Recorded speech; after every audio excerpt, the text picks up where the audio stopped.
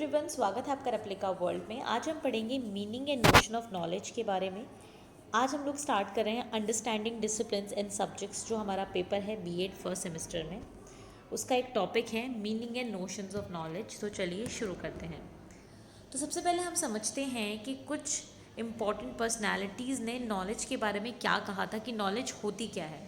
तो John dewy, जो कि एक बहुत ही इम्पॉर्टेंट नाम है, उन्होंने क्या कहा था नॉलेज के बारे में। According to him, only that which has been organised into our disposition so as to enable us to adapt to the environment or adapt the environment to our needs and to adapt our aims and desires to the situation in which we live is real knowledge। कहने का मतलब ये है, ये उनकी पूरी statement है और हमें इसे अगर लिखना है, पेपर में मेंशन करना है, तो एज इट इज़ मेंशन करना होगा। ठीक है, इसका मीनिंग क्या है? इसका मीनिंग है, उनके अकॉर्डिंग नॉलेज का मतलब ये है कि जो हमारे पास हो पहले से, जिसकी वजह से हम इन्वामेंट में अडाप्ट कर सकें या इन्वामेंट को अपनी नीड्स के अकॉर्डिंग अडाप्ट कर सकें। जो हमारा एम है या जो हमारे डिज़ायर है, यानी जो हमारी इच्छा है, जो हमारा एम है, उसके अकॉर्डिंग हम सिचुएशन में ढल सकें।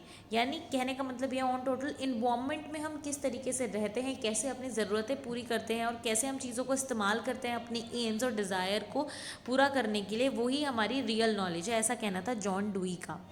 नेक्स्ट, वेबस्टर ने क्या कहा था? वेबस्टर के अकॉर्डिंग नॉलेज का मतलब होता है जो चीज़ हमें पता हो। Knowledge is that what is known.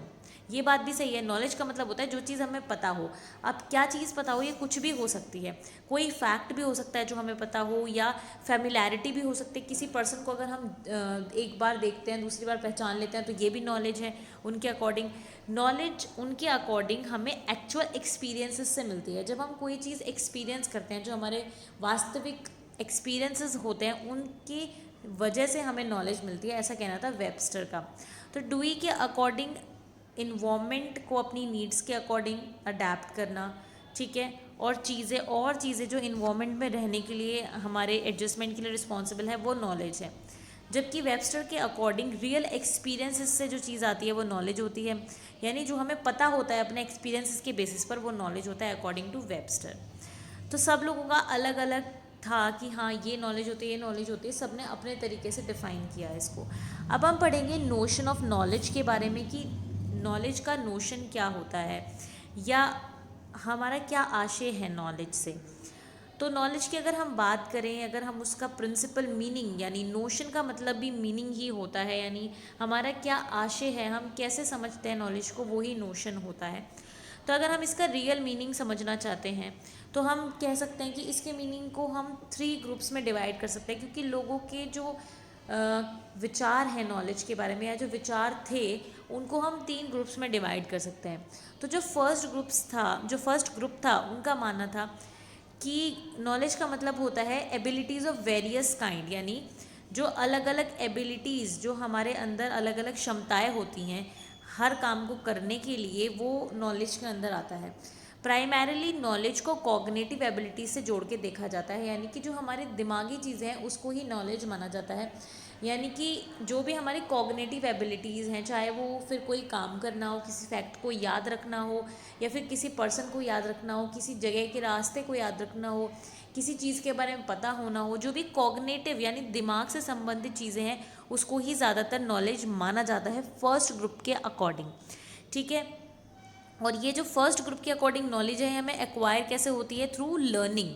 जब हम चीज़ें लर्न करते हैं, जब हम चीज़ें सीखते हैं, तो उससे जो हमें चीज़ मिलती है वो नॉलेज होती है। ये कहना था फर्स्ट ग्रुप वाले लोगों का।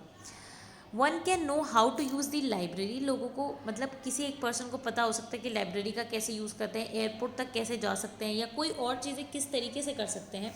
तो ये सब चीज़ें नॉलेज के अंदर आती हैं according to the first group. ठीक है, जो हमारी एबिलिटीज़ हैं अलग अलग काम करने की, बेसिकली जो मेंटल एबिलिटीज़ हैं, वो नॉलेज है according to the first group. Second group के अकॉर्डिंग एक्वेंटेंस और फेमिलैरिटी, या फिर पर्सनल एक्सपीरियंस और करस्पॉन्डिंग रिकॉग्निशन एबिलिटी, ये सब हमारी नॉलेज के अंदर में आती हैं। उनका कहना था कि किसी इंसान को पहचान लेना, किसी चीज़ को पहचानना, पर्सनल एक्सपीरियंसेस जो आपने एक्सपीरियंस किया है उसको अगली सिचुएशन में लगाना, उस एक्सपीरियंस को, ठीक है, ये सब चीज़ें, यानी पहचानने से रिलेटेड, रिकॉग्निशन से रिलेटेड, फैमिलैरिटी से रिलेटेड जो सब चीज़ें हैं, वो नॉलेज है ऐसा कहना था सेकेंड ग्रुप का। ठीक है, जैसे इसका एग्जाम्पल हम समझ सकते हैं कि हम किसी पुराने टीचर को अपने जिससे हम कभी पढ़े हों उसको पहचान जाएं अगर, तो वो नॉलेज है हमारी। किसी को देखकर पहचान जाए, किसी को नाम से पहचान जाए, तो वो हमारी नॉलेज है। हमें प्यार के बारे में पता है, डर के बारे में पता है, ये भी हमारी नॉलेज है। हमें दिल्ली के बारे में पता है, अमेरिका के बारे में पता है, या किसी और चीज़ के बारे में भी पता है, वो हमारी नॉलेज है। तो ये भी नॉलेज है सेकेंड ग्रुप के अकॉर्डिंग। अब जो हमारा लास्ट ग्रुप है उनके अकॉर्डिंग जो फैक्ट्स हम पढ़कर, ऑब्जर्व कर कर या एक्सपीरियंस करके गैदर करते हैं, वो नॉलेज होती है। तो लास्ट ग्रुप के अकॉर्डिंग जो फैक्ट्स हम पढ़कर या फिर अपने एक्सपीरियंसेस से या फिर देख कर सीखते हैं और कंक्लूजन निकालते हैं हर चीज़ का, तो वो जो फैक्ट्स हम समझते हैं, चाहे किसी भी तरीके से वो फैक्ट्स हमारे अंदर आए हों, चाहे पढ़कर आए हों, चाहे लाइफ का एक्सपीरियंस लेकर आए हों, या फिर किसी को देखकर आए हों वो, ठीक है। तो उन फैक्ट्स से जो हम कंक्लूजन निकालते हैं, जो लास्ट में हम निकालते हैं कि हाँ इसका सार ये हुआ, तो वो उन फैक्ट्स का जो कंक्लूजन है वो हमारी नॉलेज है, ऐसा कहना था लास्ट ग्रुप का। अगर हम डिक्शनरी की बात करें कि डिक्शनरी में नॉलेज वर्ड का मतलब क्या है, तो डिक्शनरी के अकॉर्डिंग नॉलेज का मतलब होता है जो फैक्ट्स हमने जमा किए हैं, जो फैक्ट्स हमारे अंदर हैं, जिसको हम प्लेनली एक्सप्लेन कर सकते हैं, डिस्क्राइब कर सकते हैं, वो नॉलेज है। तो हम कह सकते हैं नॉलेज का मतलब है फैक्ट्स। किसके अकॉर्डिंग? हमारे डिक्शनरी के अकॉर्डिंग। तो एम्फिरिकल फैक्ट्स जो हैं वो नॉलेज बनाते हैं, ऐसा मानना है डिक्शनरी का। ठीक है, अब जो हमारी नॉलेज है उसका मतलब, उस टर्म का मतलब एम्फिरिकल एविडेंसेस हैं, जो कि या तो हमें डेटा के थ्रू या फिर सेंस एक्सपीरियंसेस के थ्रू मिले हैं। यानी जो भी इन्फॉर्मेशन हमने गैदर की है, चाहे वो फिर हमने पढ़कर की हो या फिर एक्सपीरियंस करके की हो, वो हमारी नॉलेज है। ठीक है, तो इससे हम ये चीज़ समझ पाते हैं कि नॉलेज का मतलब क्या है। नॉलेज एक ऐसी चीज़ है जो कि हमने सेंस के थ्रू एक्वायर की है, यानी नॉलेज को हम सेंस के थ्रू एक्वायर कर सकते हैं, सेंस के थ्रू गेन कर सकते हैं नॉलेज को। ठीक है, और इसके साथ साथ हम किस और चीज़ से देख सकते हैं? ऑब्जर्वेशन से और एक्सपेरिमेंटेशन से। तो सेंसेस के थ्रू हम ऑब्जर्व करके चीज़ों को एनालाइज करके नॉलेज गेन कर सकते हैं, और एक्सपेरिमेंट से भी हम नॉलेज गेन कर सकते हैं। तो हम ये चीज़ समझ गए कि एम्फिरिकल एविडेंसेस जो हैं वो ही हमारे, एम्फिरिकल एविडेंसेस, एम्फिरिकल फैक्ट्स जो हैं वो ही नॉलेज बनाते हैं। ठीक है, नॉलेज से हमें पता चलता है कि अगर हम किसी चीज़ को सच मानते हैं तो क्यों सच मानते हैं। तो यानी जस्टिफाई करने के लिए, सच में जो हम विश्वास करते हैं उसको जस्टिफाई करने के लिए नॉलेज हमें चाहिए होती है। और अगर कोई चीज़ झूठ है तो वो क्यों झूठ है, ये चीज़ जस्टिफाई करने के लिए भी हमारे पास नॉलेज होनी चाहिए। विदाउट नॉलेज हम कुछ नहीं कर सकते हैं। ठीक है, तो ये इंपॉर्टेंट चीज़ है। तो अब सेंसेस एक ऐसी इंपॉर्टेंट चीज़ है जिसके थ्रू हम नॉलेज गेन करते हैं, चाहे वो हम पढ़ के करें या फिर हम ऑब्जर्व करके करें, उसके लिए सेंसेस हमारे लिए सबसे ज़्यादा ज़रूरी हैं। अगर हम देख नहीं पाएंगे, सुन नहीं पाएंगे, सोच नहीं पाएंगे, तो फिर हम नॉलेज गेन नहीं कर सकते। तो इसलिए सेंसेस प्राइमरी सोर्स होते हैं हमारी नॉलेज गेन करने का। इसके अलावा मेमोरी से भी हम नॉलेज गेन कर सकते हैं, यानी कुछ चीज़ें हम याद रख लेते हैं तो वो याद रखने से भी हमारे अंदर नॉलेज रहती है। तो मेमोरी भी एक सोर्स है हमारी नॉलेज गेन करने का, या कह सकते हैं एक ज़रिया है नॉलेज गेन करने का। इसके अलावा दूसरों के ऑब्जर्वेशन के थ्रू भी हम नॉलेज गेन कर सकते हैं, बट वो सेकेंडरी चीज़ हो जाती है, इनडायरेक्टली चीज़ हो जाती है। क्योंकि जैसे किसी ने हमें कोई चीज़ बताई तो उससे हमें एक चीज़ की नॉलेज हो गई, तो वो भी तो एक तरीका है नॉलेज एक्वायर करने का, पर वो सेकेंडरी है, इनडायरेक्ट तरीका है। डायरेक्ट तरीका कौन सा है?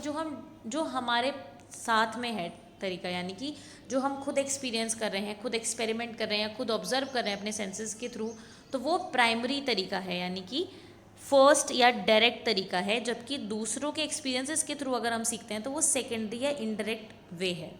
तो इस तरीके से ये बात होती है हमारी नॉलेज की। तो आज के लिए सिर्फ इतना ही। मैं उम्मीद करती हूँ लेक्चर आपको पसंद आया होगा। पसंद आए तो लाइक ज़रूर करें, शेयर करें और एप्लीकेबल को सब्सक्राइब करें।